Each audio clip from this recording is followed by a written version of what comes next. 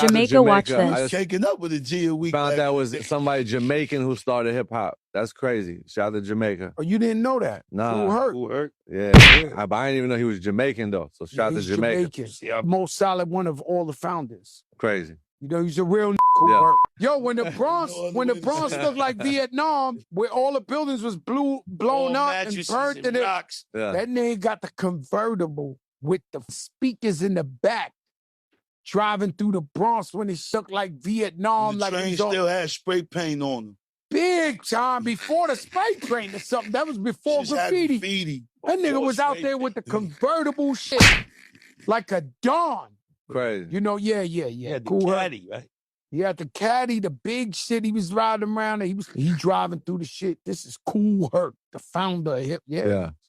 But just to know somebody Jamaican created hip hop. And in Jamaica, they don't even do hip hop. It's kind of crazy.